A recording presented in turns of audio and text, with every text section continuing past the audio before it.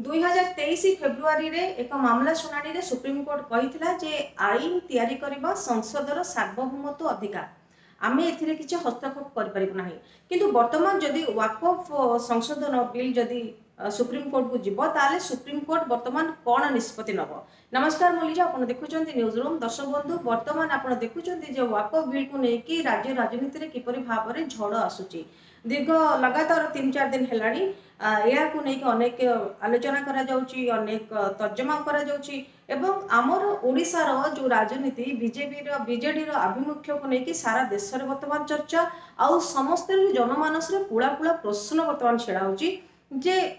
यही सब घटना जो घटुची वर्तमान राज्य राजनीति संपूर्ण भाव में नुआ इतिहास रे एपरी घटना घटी नथिला।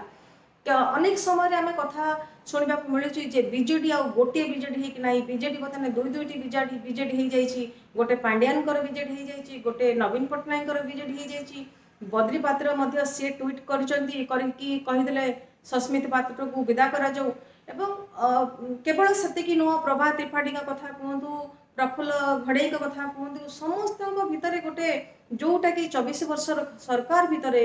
राजनीति भितर जिते किसी नथिला गोटे पर गोटे जनक पर जड़े नेता वर्तमान मुह खोलुचंती जमीक आज आप देखिए जे मुना खान प्रतिक्रिया सी रखी से दिल्ली फेरी सीधा सड़क से कहते मु नवीन को भेटी और नवीन को कथा प्रश्न पचारि कारण यह नवीन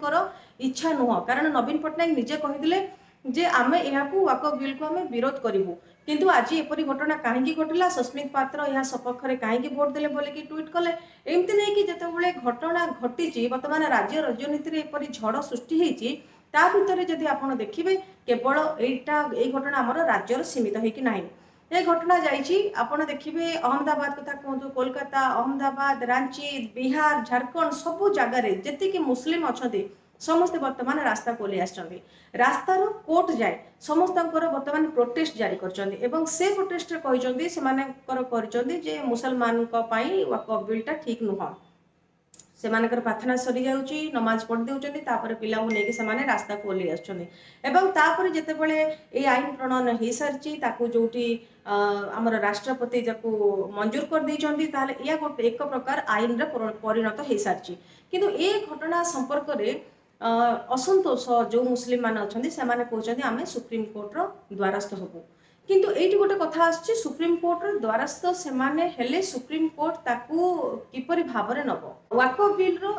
बिल को सुप्रीम कोर्ट समीक्षा करि परिबो कि कारण संसद रे जो आईन प्रणयन करा जाए संसदर जो आईन प्रणयन हुए ताकू सेटा होछि गोटे सार्वभौमत्व अधिकार बोली कहा जाए संसद को एवं से क्षेत्र में सुप्रीम कोर्ट हस्तक्षेप केते परिमाण रहिबो आपण जानथिबे जो अनेक किसी घटना गोटे घटना घटी जो घटना संपर्क में कहुला यहाँ जेहेतु गोटे संसदर आईन तैयारी करटी कि सुप्रीम कोर्ट किसी कहींपारे हाँ गोटे क्षेत्र में कहींपर जब मौलिक अधिकार को मौलिक आईन को क्षुण्ण हुए ताले से क्षेत्र में हुए तो सुप्रीम कोर्ट कि आईन विरोधी बोलिकी जितेबाला सुप्रीम कोर्ट को लगे रियलाइज सुप्रीम कोर्ट को हुए जे यहाँ गोटे आईन विरोधी कार्य तो संविधान विरोधी कार्य बोलिकी अनुभव हुए से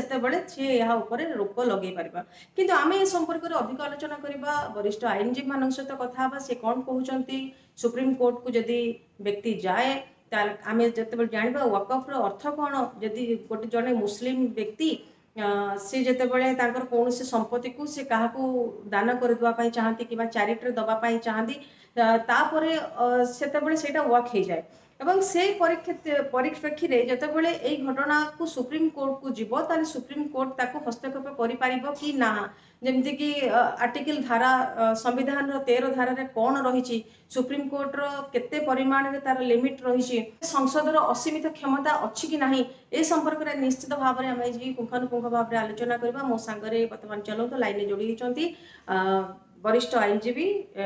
धरणीधर नायक सहित आलोचना करबा एवं सुप्रीम कोर्ट जितेबाला व्यक्ति रास्तारू सुप्रीम कोर्ट जाए रही सुप्रीम कोर्ट जाए प्रोटेस्ट जारी कले तबे ए क्षेत्र में सुप्रीम कोर्टर कौन रही आईन सपक्ष जीव ना ताकू किसी विरोध कर संपर्क में आम चलते अधिक बुझी नवा।